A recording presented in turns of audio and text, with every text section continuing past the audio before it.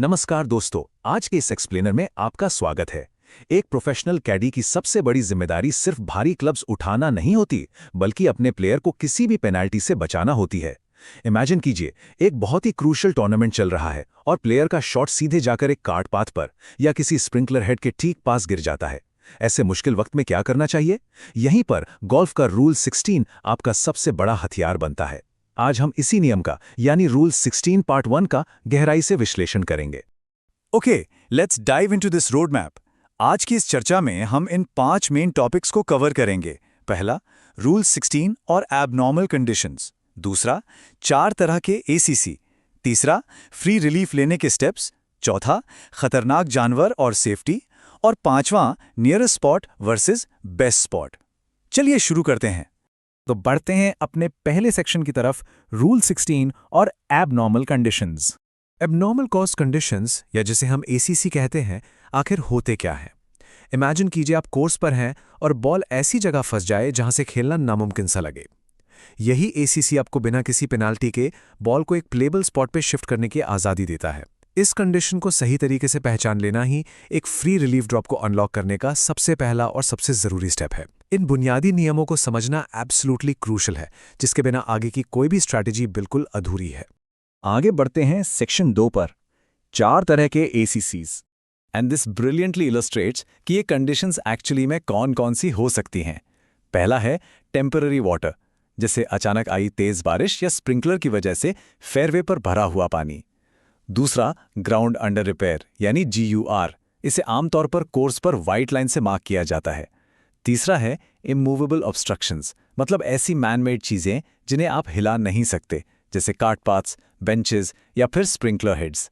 और चौथा, animal holes, जो कुत्तों, खरगोशों या चूहों जैसे जानवरों ने खोद दिए हों। अगर इनमें से किसी भी चीज़ की वजह से प्लेयर के स्टांस लेने में या स्विंग करने में थोड़ी सी भी रुकावट आती है, तो प्लेयर को रूल 16 का पूरा फायदा मिल सकता है। सो अब एक बहुत ही क्रूशियल सवाल यहाँ उठता है, फ्री रिलीफ आखिर कब और कैसे मिलता है? क्योंकि देखिए, सिर्फ इन कंडीशंस को पहचान लेना ही काफ़ी नहीं है, राइट? जब बॉल सच में फंस जाए या आपका स्विंग ब्लॉक हो रहा हो, तो ग्राउंड पर एग्जैक्टली क्या करना है, इसकी टेक्निकल मैकेनिक्स पता होनी चाहिए। यही मैकेनिक्स हाई प्रेशर सिचुएशंस में एक बहुमूल्य स्ट्रोक बचा सकती हैं।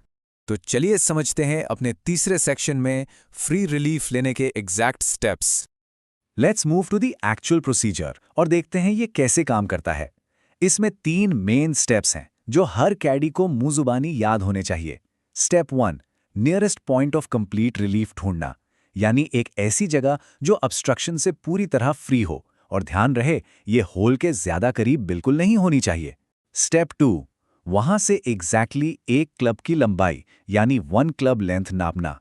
और स्टेप 3, उस नापे गए दायरे के अंदर अपने घुटने की ऊंचाई यानी नी हाइट से बॉल को ड्रॉप करना। यहां रूल बिल्कुल क्लियर होना चाहिए कि जिस नई जगह पर आप रिलीफ ले रहे हैं वो उस पुरानी रुकावट से पूरी तरह आजाद होनी चाहिए। थोड़ी सी भी रुकावट बची तो पेनल्टी पक्की है। Now what's really interesting about this slide is, इस नियम में एक बहुत बड़ा एक्सेप्शन है। जनरल एरिया में तो आपने बॉल को नी हाइट से आराम से ड्रॉप कर दिया, ठीक है, लेकिन अगर आपकी बॉल पटिंग ग्रीन पर है तो गेम पूरी तरह बदल जाता है। वहां बॉल को आराम से अपने हाथ से प्लेस करना होता है, ड्रॉप तो बिल्कुल भी नहीं करना है।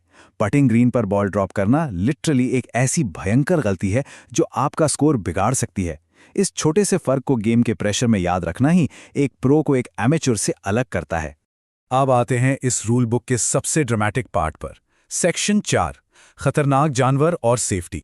गोल्फ कोर्स पर कभी-कभी आपका आमना सामना कुछ सच में खतरनाक जानवरों से भी हो सकता है, जैसे जहरीले सांप, काटने वाली मधुमक्खियां, मगरमच्छ या कहीं-कहीं तो भालू भी। अगर इनकी वजह से सीरियस इंजरी का थोड़ा सा भी रिस्क है, तो प्लेयर को पूरे कोर्स पर कहीं भी पेनल्टी फ्री रिलीफ लेने का पूरा हक मिलता है। खेल अपनी जगह है दोस्तों, पर सेफ्टी सबसे पहले आती है। जान खतरे में डालकर शॉट खेलने की लिटरली कोई जरूरत नहीं है। लेकिन वेट, यहां एक छोटी सी पर बहुत स्ट्रिक्ट टेक्निकलिटी भी समझना जरूरी है। मान लीजिए आपकी बॉल पहले से ही किसी पेनल्टी एरिया के अंदर है और वहां अचानक कोई मगरमच्छ या सांप आ जाता है। सेफ्टी के लिए रिलीफ तो आपको जरूर मिलेगा, पर वो रिलीफ उसी सेम पेनल्टी एरिया के अंदर ही लेना होगा। आप मगरमच्छ का बहाना बनाकर उस डेजिग्नेटेड पेनल्टी एरिया से पूरी तरह बाहर आने का टेक्निकल फायदा नहीं उठा सकते। रूल्स इस मामले में बिल्कुल सटीक और सख्त हैं। और अब बढ़ते हैं अपने आखिरी और सबसे ट्रिकी सेक्शन पर, nearest spot versus best spot.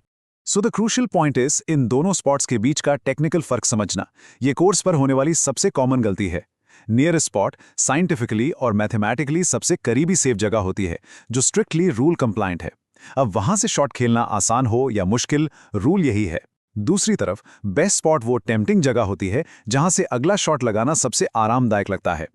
पता है सबसे महंगी गलती क्या होती है? ज्यादा आराम के चक्कर में बेस्ट स्पॉट चुन लेना जो नियरेस्ट स्पॉट नहीं है। ऐसा किया तो पेनाल्टी लगना फॉर श्योर तय है।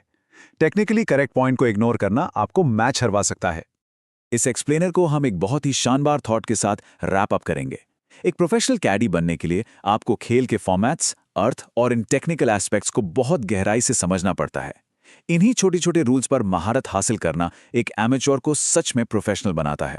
तो जाने से पहले एक सवाल छोड़कर जा रहा हूं। अगर फ्री रिलीफ सिर्फ एक बचाव का रास्ता लगता है, तो क्या असल में गोल्फ एक फिजिकल गेम से ज्यादा एक स्ट्रेटेजिक और मेंटल गेम नहीं बन जाता, जहां नियम जान लेना एक बेहतरीन स्विंग होने से भी ज्यादा ताकतवर हो सकता है? Think about it. मिलते हैं आपसे रूल 16 के अगले हिस्से में।